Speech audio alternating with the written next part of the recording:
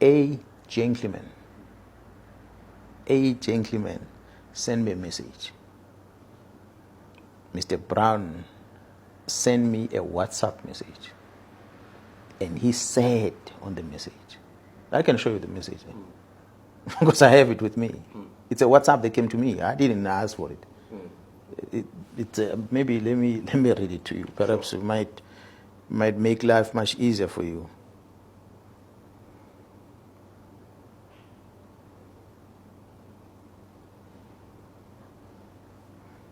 His name is Brown Mkhwanazi, and I'm going to take it right there.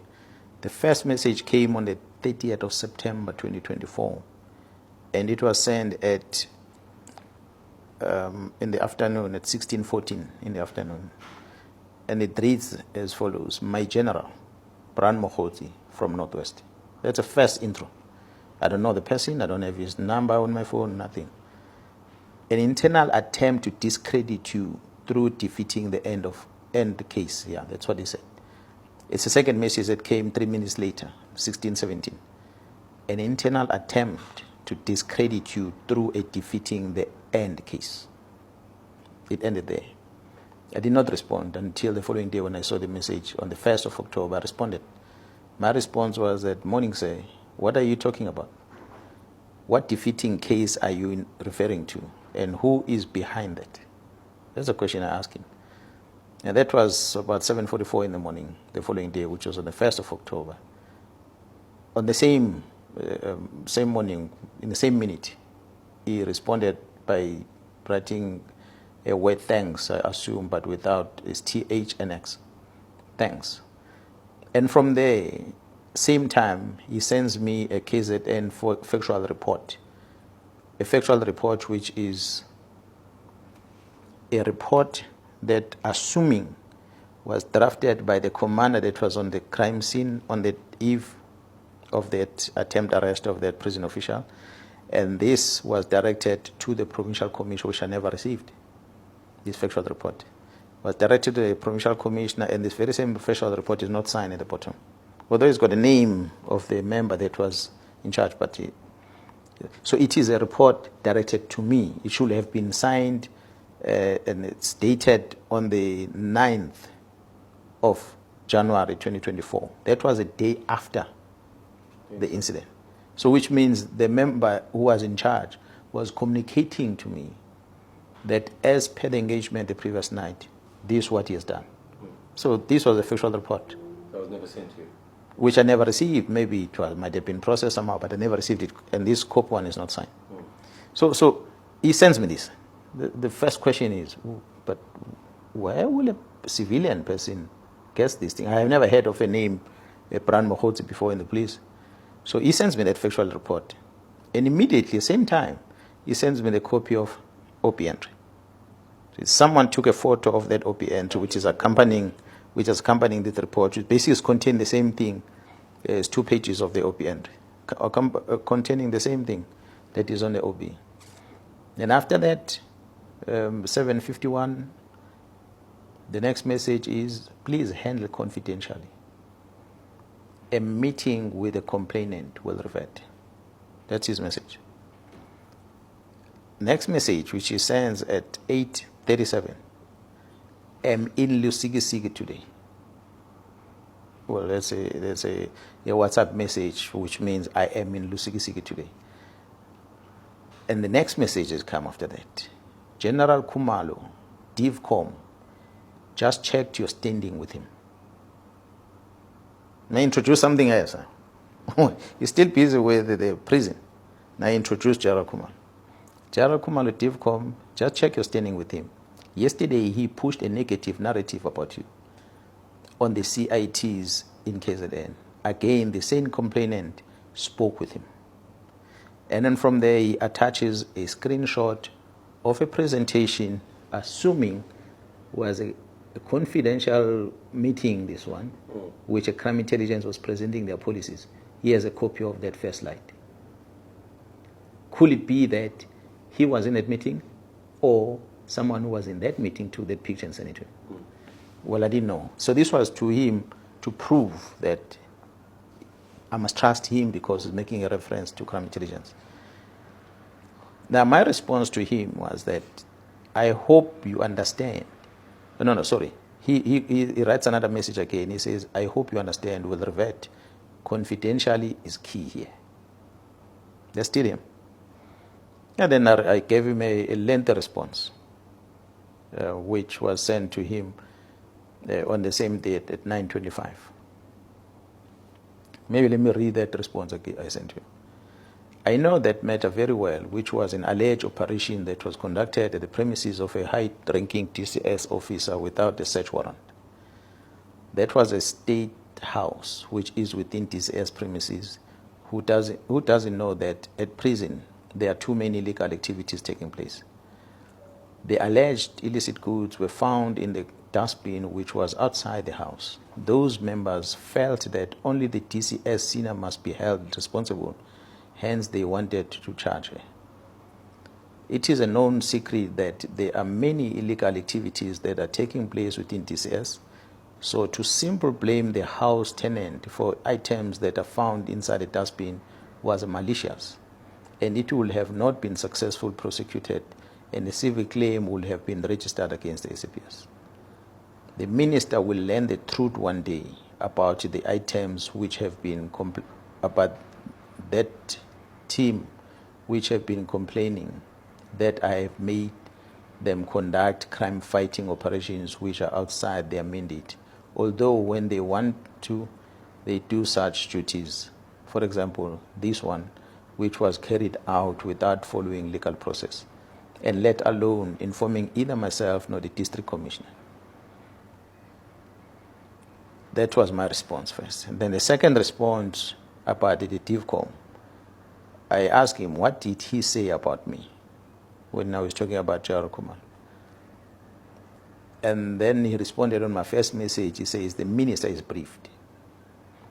He has just arrived in Lusikisiki. General, this must be in your chest. The next message. And well, I responded to him and said, trust me on this one. And he responded again, you are having your interest, and that maybe you are having your own cartel. You don't listen to CI. Then Masimula intercepted him, meaning Masimula was in a meeting when Kumalo was uttering these words, and Masimula intercepted him. And also spoke about your provincial CI. Remember, he is retiring next month. And I responded, I said, please get me that presentation if there is one to confirm, or otherwise if there is any recording. That's me asking him. And his response was that nothing. General Khan will brief you next week. So introduce now General Khan. General Khan will brief you next week. And I said, sure. And then he sent me another message back in Johannesburg. He tried to call me on the 2nd. There's a missed call. And then on the 4th, this is October, sent me another message. Good day, General. Met with the complainant. And he tried to call me. I didn't answer. On the 16th, he called me. He sent me a message again. He said, good day, General. And he sent another one. He deleted it. On the 30th of October, he called again for 42 seconds, and I didn't answer his call. So I never spoken to him again. He has never sent me any message again. So it was then where I wanted to verify whether this so-called Brown Mkhwanazi, who then alleges that he was a Lusikisiki and the minister is aware of these allegations that he's talking about, because I did ask him specifically about this, what he's saying. Where exactly where he mentioned the minister? Oh yeah, that was at 9:28. The minister is briefed. He has just arrived in Lusikisiki. Now I knew on that day there was that massacre. And the minister was visiting there at Lusikisiki. That's when I called the chief of staff to try and establish the identity of this person. I said, chief of staff, do you know this person? That's when the chief of staff confirmed to me that yes, he knows him, that he's close to the minister. So when I went to Parliament, I pulled it from there. I told parliamentarians, I said, the person who introduced anything about the prison was a person who's outside this police. and his name is so-and-so, and this is what he claims to be close to the minister. When I phoned the chief of staff to verify his identity, the chief of staff confirmed that, yes, indeed, the guy is close to the minister, but he's not working for the ministry. He's maybe a politician or somewhere from Northwest. So, but how will a person who's outside the department have in his possession information from the police, a report, as well as a copy of the OP? How does he get hold of it? And then he make reference to him in Ligisigisi with the minister, and the minister has been briefed, and he make a reference of Gerald Khan, who is going to brief me about more information. So it was just strange, but I never wanted to get involved with it. I concluded that perhaps this whole thing is coming up as a result of my acceptance of an appointment to be a presiding officer of a matter against Gerald Khan. And I believe at the time, because the lawyers were sending me emails and the likes, I started believing that, so someone perhaps wants me to back off from the case, and I will not back off from the case, because I accepted that I'm going to preside over that. There must be fairness on both sides. What is the interest of the employer and what is in the interest of the employee? That's why I went for that hearing. And the matter set, and I felt that I dealt with it fairly, and I cleared Gerald Khan on all those charges that they were leveling against him. And instead, which was strange, that the charges that level against Gerald Khan, never mind the media issues that came up, but prior to that, but the charges that were leveled against him were coming from the recommendation from the IPID. It is the IPID that initiated it, that he must be charged, together with the others from DPCI. But those at DPCI, investigation was done and they were not subjected to disciplinary hearing. But Khan was. And I sat there and I listened to the matter. And I cleared him. So when I cleared him, suddenly, after that, IPID started their investigation. That's what became strange as to, but okay, IPID, you are now starting with the investigation. Could it be that my finding against Khan did not favor you? Or what is the reason? It was strange. And then they throw the minister's name on it. And again, I wrote to the minister, Minister, they're throwing your name on this thing. Is there any evidence that did you communicate with them? The minister sent me an email. He said, no, he never did that. You must ask IPID. So I had no reason not to believe what the minister is saying, because he said he never did that. They just wrote his name there, but they did not produce anything as an evidence of saying that the minister did refer this thing to them. So it remained an IPID thing. So where the IPID is going with it, there was a media statement of saying, no, it didn't come from the minister, it was a whistleblower or an anonymous complaint. And I'm thinking, how do you have an anonymous complaint on a matter that is in a public place for 2 months? Even went to the portfolio committee. We ventilated on this in the portfolio committee. Suddenly you are investigating a tip-off about that. The very same thing. The same thing that Mr. Mkhwanazi has. He has it on his phone. In September last year, a new IPID are getting it now anonymously. So for me, I just felt, you know what, let them investigate whatever they're investigating.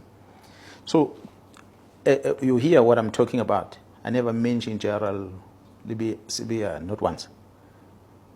The whole thing about the correctional service, it started there, introduced to me by a person who claimed to be close to the minister. The only person he mentions in the report is Gerald Khan.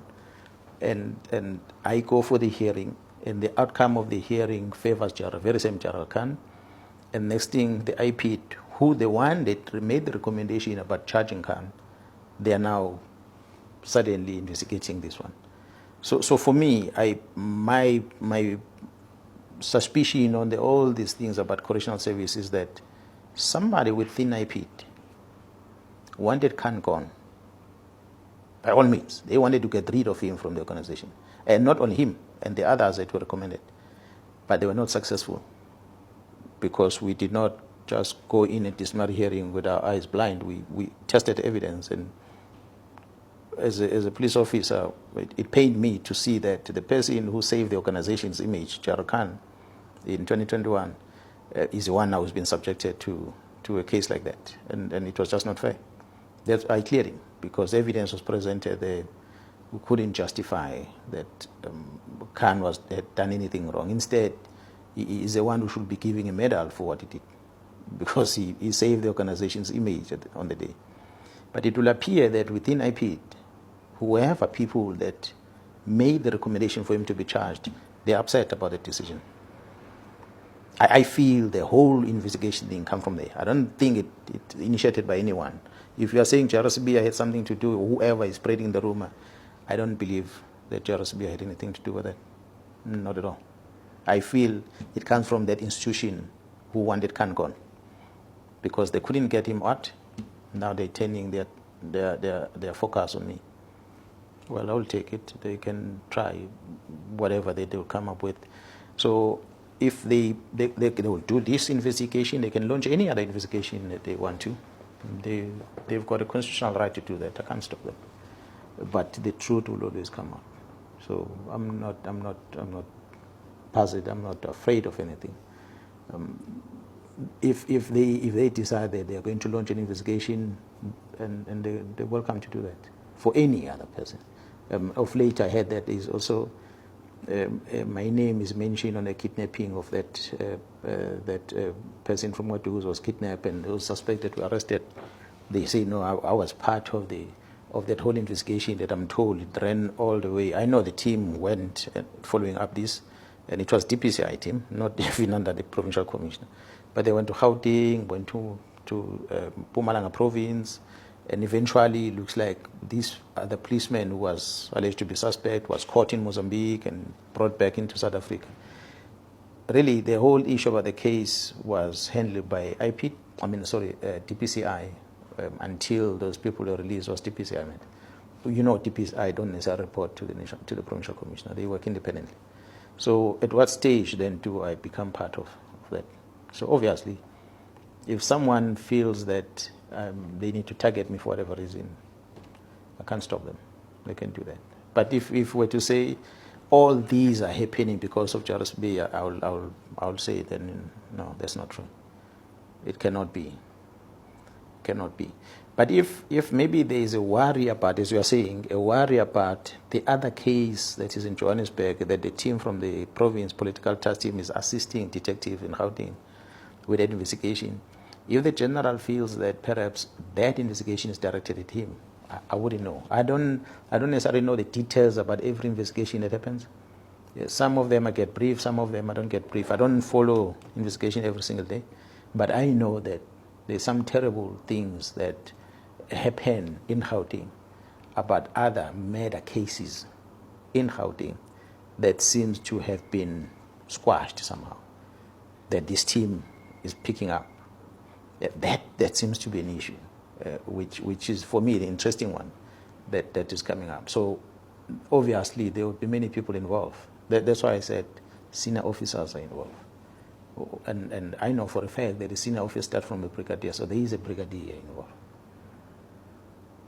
General, with that said, and you being privy not necessarily to who's implicated, but of the investigation the political task team are doing, are you not painting a target on your back with making the statements about those certain investigations of people at national? Do you feel that it's your obligation, your duty as a high-ranking SAPS officer to look into those matters, or to have those matters dealt with?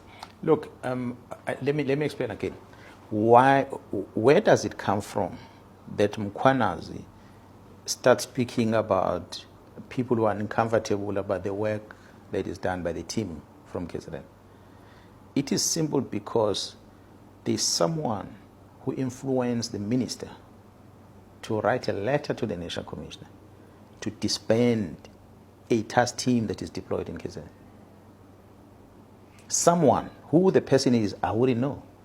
But there is someone who felt that if this team is part of this investigation, they most likely are going to see the end of this investigation. The best is to disband this team. So when you disband this team, those investigations they're busy with are going to fall away. It's against that context that I was making a reference to this. That there's someone somewhere who went and whispered to the minister. Because to me, it doesn't make sense that you're going to be told disband this. And this which you are told to disband operates here. And the Constitution of the Republic, under Section 207 of the Constitution, the National Commission is mandated, in consultation with the executive in the province, to appoint a man or a woman to oversee and manage the policing in that particular province.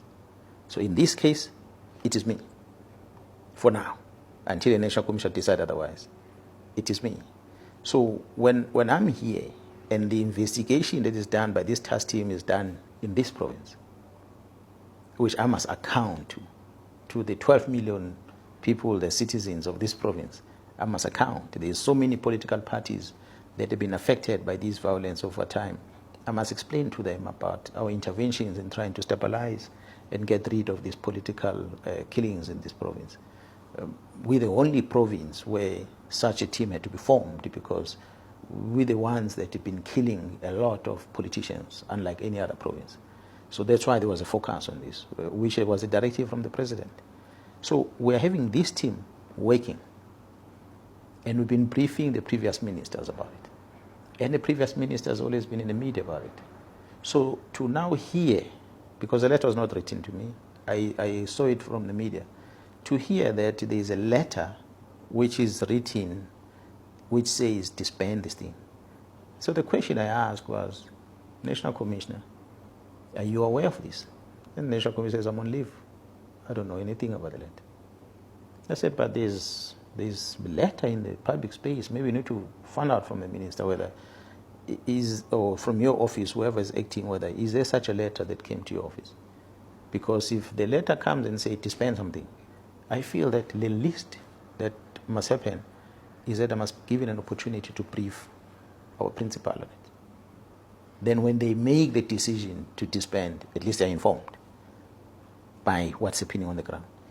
But if you make a decision somewhere and the person responsible for it, you have not been engaged, it then makes one wonder why. That's why then I'm saying someone came and whispered to the minister to close this, because this is investigating cases that might link either his associates or her associates or colleagues that he works with or she works with, or the high-profile people that the person might know outside the organization, or maybe a criminal syndicate out there that needs to be protected for whatever reason. So that's my conclusion. But the question is, who is the person that will have whispered to the minister and influenced the minister to sign a letter to disband the unit? And the timing of it, sign the letter now while the National Commission is on leave, so that it can be implemented. When the National Commission comes back from leave, this unit is disbanded. Those are the things that were question marks. So when I was talking against that. I said, there shouldn't be someone from the head office who's now going to try and influence the minister to destroy investigations that are happening against crime, which means as the team is investigating, they are not only dealing with what they see before them. If suddenly you see a letter like this that says the very same team that is busy must be dissolved, disbanded, someone is fighting this team indirectly by using the authority of the executive to get rid of them, so that they don't do anything further. So it is that what I was fighting for, and I'm still fighting for it. So if that puts a target on my back, it's a tough thing, because the very same members that are investigating, they've got a target on their back for sure, because they are doing the investigations. So I cannot then sit back when my members are working and don't want to be part of that risk that they are involved with. I must be able to understand what risk they have and be able to divert that risk away from them so they can focus on their work. If that risk must come to me, tough luck, it's going to happen.